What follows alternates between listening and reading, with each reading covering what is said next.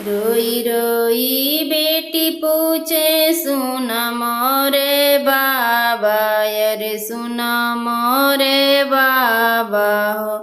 ई कैसन रीतिया रिवाज रे ललनवा, ई कैसन रीतिया रिवाज रे ललनवा।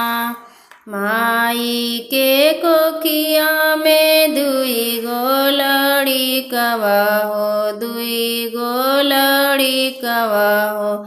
एगो बहिन एक भाई रे ललनवा, एक बहिन एक भाई रे ललनवा।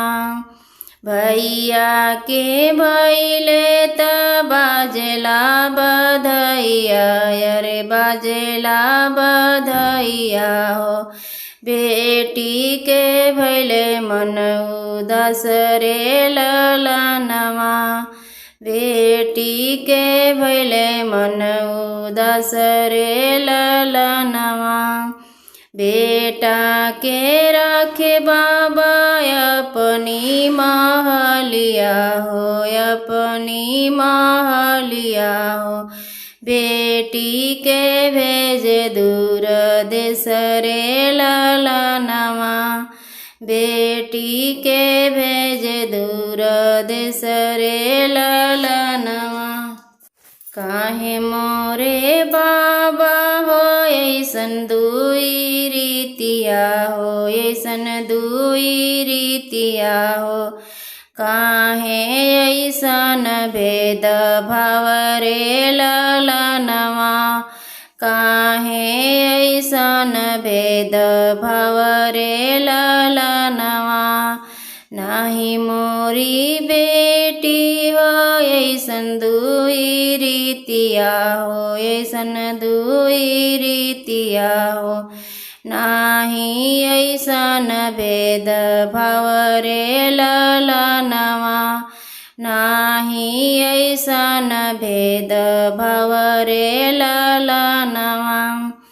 तोहरो जन्म ले बेटी बजले बधैया हो, बजले बधैया हो।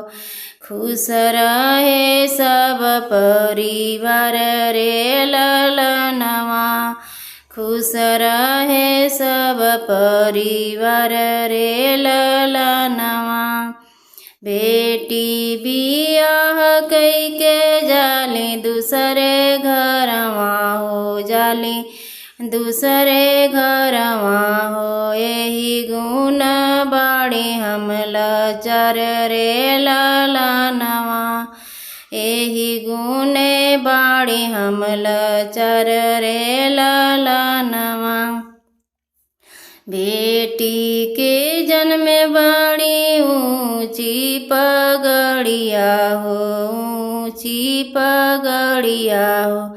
बेटी राखे दोनों कुल के मन रे ललनवा, बेटी राखे दोनों कुल के मन रे ललनवा। रोई रोई बेटी पूछे सुन मोरे बाबा, अरे सुन मोरे बाबा हो। ई कैसन रीतिया रिवाज रे ललनवा, ई कैसन रीतिया रिवाज रे ललनवा।